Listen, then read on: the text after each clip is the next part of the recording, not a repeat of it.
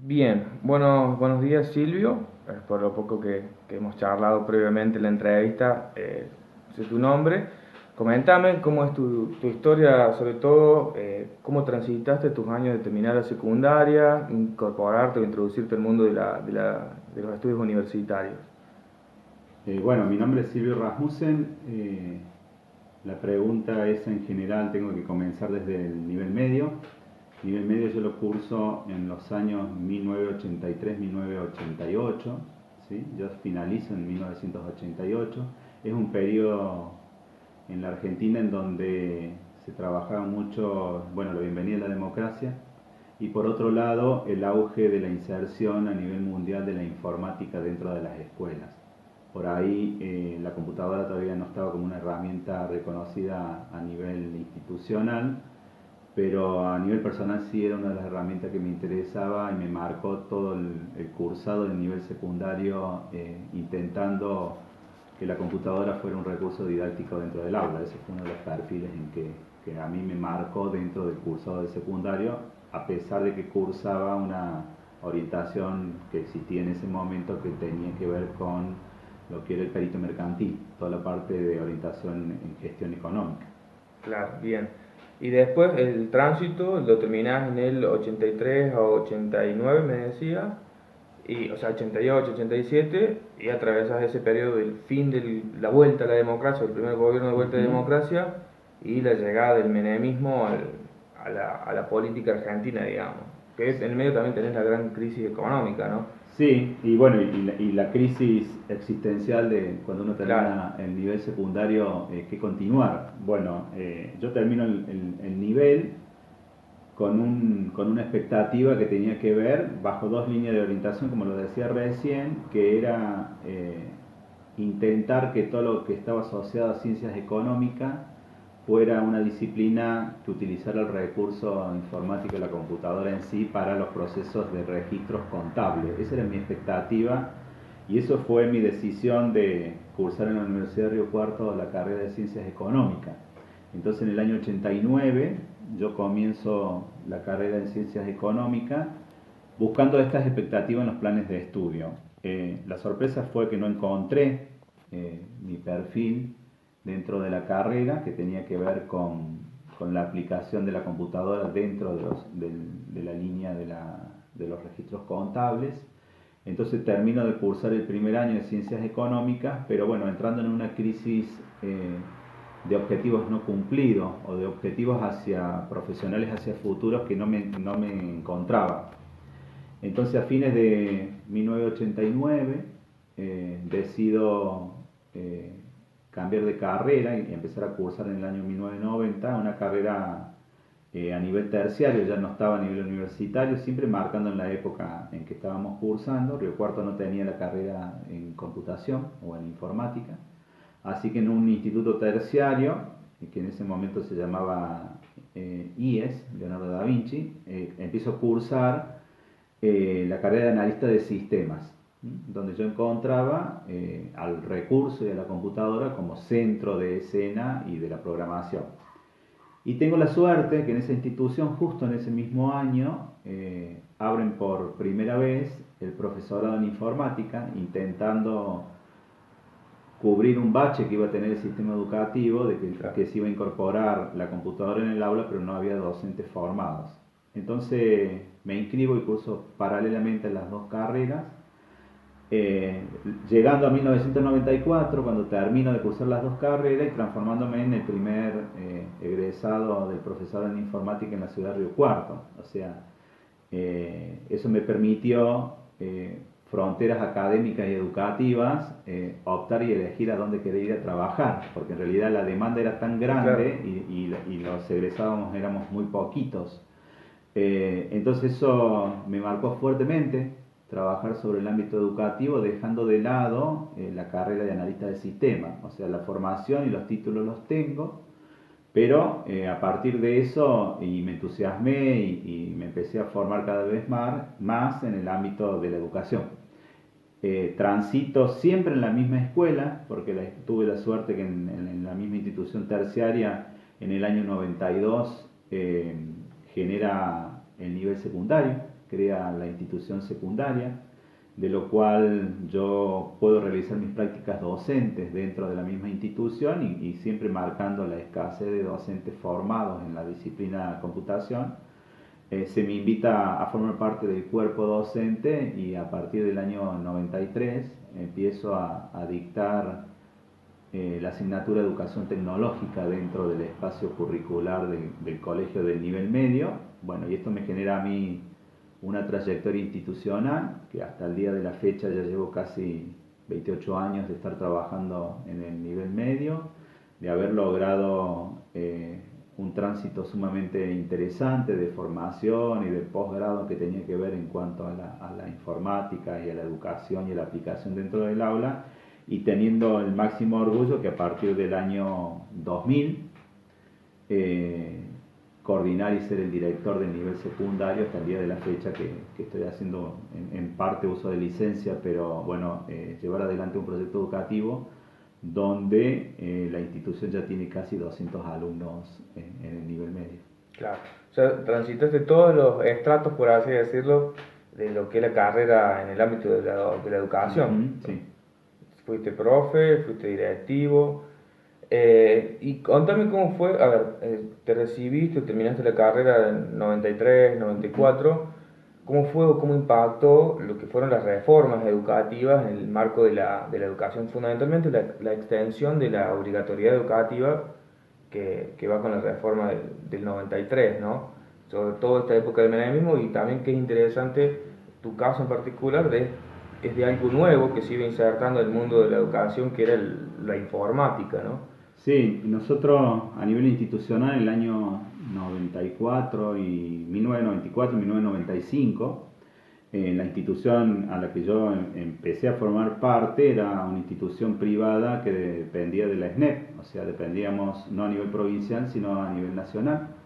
Así que con la reforma educativa y la transferencia de las escuelas a las provincias, a nosotros nos modificó toda nuestra orientación y nuestro plan de estudio. La escuela en la que yo formaba parte era una escuela humanista tecnológica, ¿sí? Con un plan propio, único en el país, donde buscábamos la interrelación del humanismo con lo tecnológico, utilizando la tecnología como ese espejo que tenía que buscar soluciones a las problemáticas sociales. Ese era nuestro enfoque. La reforma nos destruye el proyecto humanista tecnológico y nos tenemos que adaptar a las líneas políticas que tenía la provincia de Córdoba.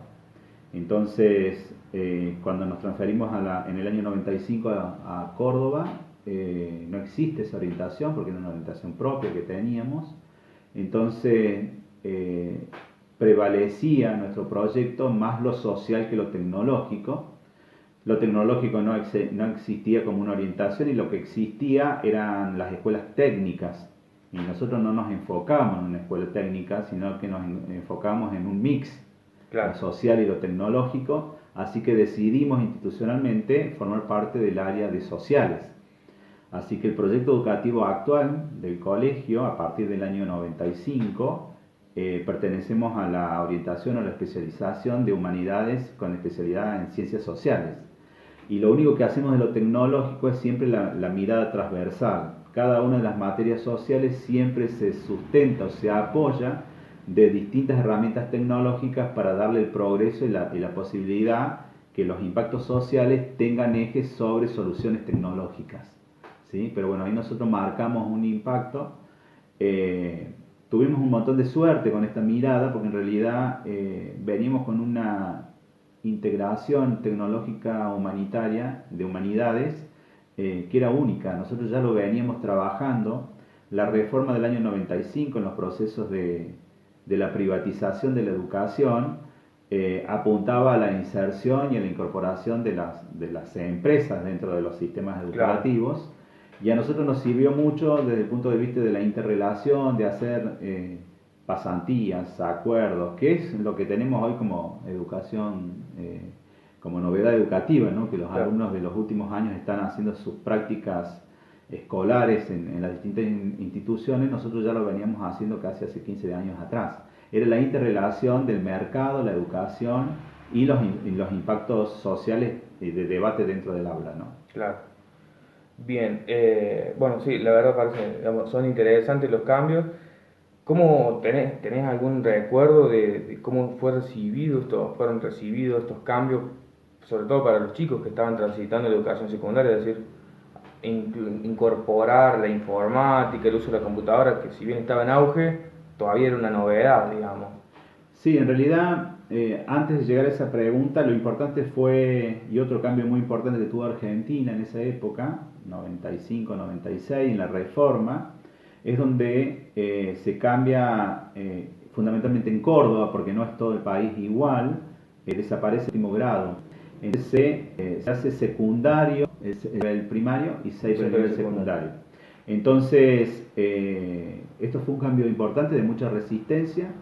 A nivel de docentes, algunos a favor y otros en contra, de lo cual se llevó, continuando con la crisis del 1995-96, cuando la provincia de Córdoba se tiene que hacer cargo de los sistemas educativos, y ahí empieza una resistencia en cuanto a los presupuestos, y Córdoba intenta, por un lado, buscar cantidad de alumnos por curso, que era algo que nosotros resistíamos, intenta cerrar todas las escuelas rurales, fundamentalmente las escuelas que tenían pocos alumnos, y por otro lado intenta cerrar los institutos terciarios, las carreras en realidad de los institutos terciarios que no eran sustentables en cuanto a la cantidad de alumnos por carrera. Y esto estaba dado en general porque los terciarios son los que primeros actualizan sus planes de estudio, porque son carreras cortas, con salida laboral y que vienen siempre actualizándose a las necesidades del mercado. Entonces las primeras ofertas educativas que tiene el terciario tienen que ver con eso. En nuestra institución trabajábamos carreras como la electrónica, la carrera de publicidad, marketing, turismo. Eran carreras innovadoras para la época, de un cursado de tecnicaturas, pero que por ahí a nivel social eran carreras que todavía faltaba mucho para imponerse. Y el Estado provincial lo que buscaba era que los que querían estudiar se dedicaran al ámbito universitario con carreras clásicas, saturadas, porque en realidad los presupuestos de las carreras nacionales seguían estando en la nación, y la provincia lo que buscaba era no buscar aportes hacia los terciarios porque no le alcanzaba el dinero. Entonces hubo mucha resistencia política, de la cual nosotros marchamos y viajamos a la ciudad de Córdoba haciendo resistencia, y con mucho apoyo de la familia. La familia salió a la calle, luchó con los cierres de las escuelas rurales, luchó contra las carreras terciarias, logrando inclinar la propuesta del gobierno radical de esa época de restringir la educación a los terciarios de las escuelas rurales, bueno, hasta que después cae el gobierno radical y se acomoda un poco lo que implicaba que la provincia de Córdoba llevara adelante la política educativa y el cimbronazo de cuando las partidas presupuestarias no estaban, y esto toma un auge también en Córdoba de un crecimiento fuerte de la escuela privada, ¿sí? Entonces hoy tenemos un alto porcentaje de educación pública y privada en la provincia de Córdoba de todos los niveles educativos. Bien. Bien, con relación más o menos a lo que venimos desarrollando, y por así decirlo, para ir cerrando la entrevista, me gustaría saber cuál fue el papel de las mujeres, sobre todo, por un lado, el aspecto más disciplinar de tu formación ligado a la informática, con el papel que tenían también en el ámbito de la educación en sí, cuando ya comenzaste a hacer el profesorado. Bueno, a nivel de la carrera en sí de analista del sistema, podríamos decir que había una dominación de los varones en el cursado de la carrera. De todas maneras, era un poquito parejo, ¿no? A lo mejor había un poquito más de varones, pero era interesante el trabajo de varones y mujeres en una carrera que por ahí era nueva, ¿sí? En realidad había muchos desafíos porque era trabajar la lógica y el uso de un recurso tecnológico, y ahí no se marcaba identificación de sexo, ¿no? Ahora, como dije, cuando yo cursaba el profesorado, ahí sí se notaba fuertemente la diferencia, prevalecía el sexo femenino, nosotros éramos 7, 8 las personas que cursábamos regularmente el profesorado de informática, y el único varón era yo.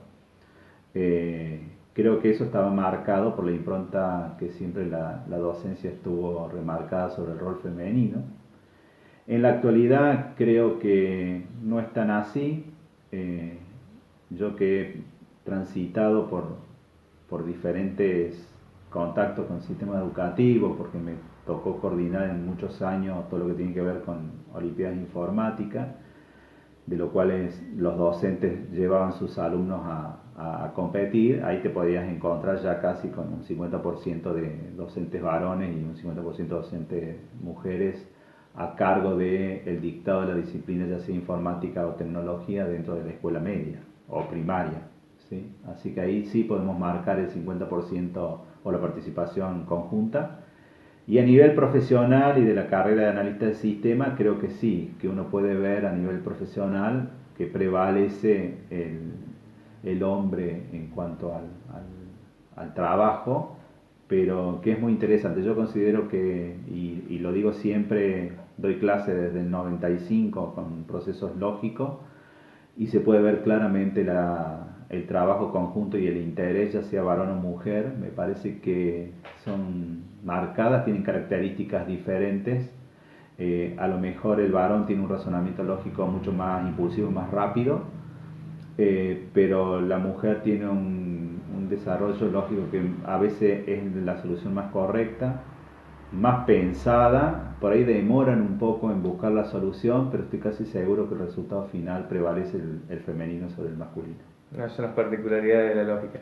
Y sobre todo en relación a lo que ya no estrictamente me comentabas que participaste de ciertas movilizaciones y en los procesos de lucha o cierta actividad sindical también, ¿cómo era el papel o más bien quiénes ocupaban los roles de organización sindical y la defensa de los derechos de los docentes? ¿Cómo tenían incidencia las mujeres más que los hombres?